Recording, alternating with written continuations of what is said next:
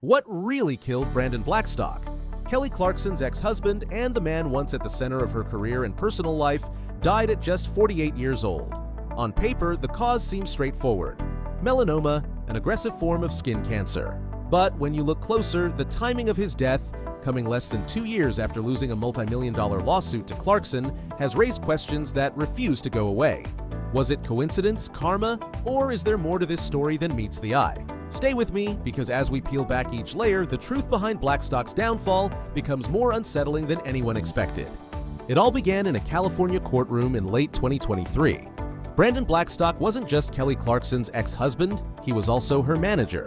At least, that's what she thought. But the California Labor Commissioner ruled otherwise, finding that Blackstock had acted as her talent agent without a license. He had negotiated huge deals, from The Voice to the Billboard Music Awards, and pocketed millions in commissions. The verdict? He owed Clarkson exactly $2,641,374. Between 2017 and 2020, Blackstock was cutting contracts left and right. The Voice, Billboard gigs, Norwegian Cruise Line partnerships, Wayfair endorsements, all while collecting commissions he had no legal right to take. Meanwhile, Clarkson herself was earning an eye-popping $1.9 million a month. When their marriage collapsed in 2020, it was clear the money battle would be brutal. But the fight didn't end there. Blackstock appealed, setting the stage for a bitter legal war with his world-famous ex-wife, and what surfaced in court exposed far more than just money. During testimony, Kelly Clarkson herself shared a story that cut deeper than any financial dispute. She recalled Brandon telling her NBC didn't want her on The Voice because they wanted a more sex symbol type girl. Her response in court was sharp and unforgettable. A wife doesn't forget a time she gets told she's not a sex symbol. That stays. It was a glimpse into the tension between them, a mix of personal digs and professional betrayal.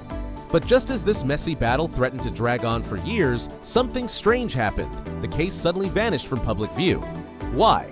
Well, by May 2024, both sides abruptly announced the case had been settled in its entirety. The details? Completely confidential. No one outside their legal teams knows what was agreed behind closed doors. Why would Clarkson suddenly agree to close a case she had already won? And why would Blackstock stop fighting when he had sworn to appeal?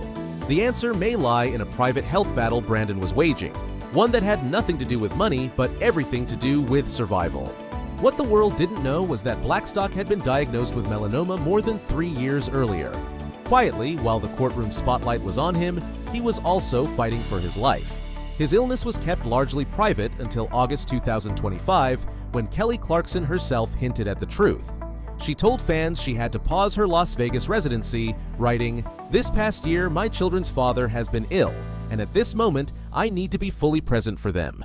The very next day, the news broke. Brandon Blackstock was gone. But there's still more to uncover about his final days. Brandon spent his last weeks at home in Montana, under hospice care, surrounded by family. According to the Silver Bow County coroner, the official cause of death was melanoma, and nothing more. In a statement, his family revealed he had bravely battled cancer for more than 3 years, and passed away peacefully, surrounded by loved ones. It was a sobering end to a man who had once stood in the bright glare of Hollywood and music fame. But beyond the headlines, there's one group who will feel this loss the most: his children. Brandon leaves behind 4 children.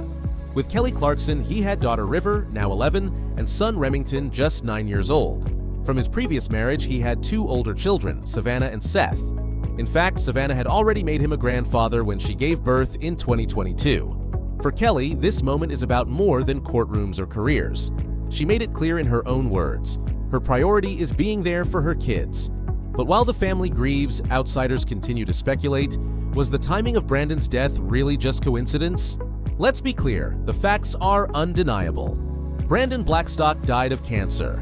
The coroner's office confirmed melanoma, not mystery. The confidential settlement in 2024, likely influenced by his declining health. And Kelly Clarkson's public statement about his illness proves this was a struggle he had faced long before headlines turned him into a villain. Yes, the timing feels off. But there's no evidence of foul play. The real story here is one of a man caught between public scandal and private suffering, and a family now left to heal. So in the end, the only enemy Brandon Blackstock couldn't defeat was the cancer he fought in silence. His story is a reminder that behind every courtroom headline lies a human being, complicated, flawed, but ultimately mortal. And for Kelly Clarkson, this chapter isn't about lawsuits anymore. It's about protecting her children and moving forward from loss. But here's the bigger question. When fame, fortune, and family collide, who really pays the ultimate price? That's a story we'll continue exploring next time. Thank you for watching. Please like, share, and subscribe to the channel.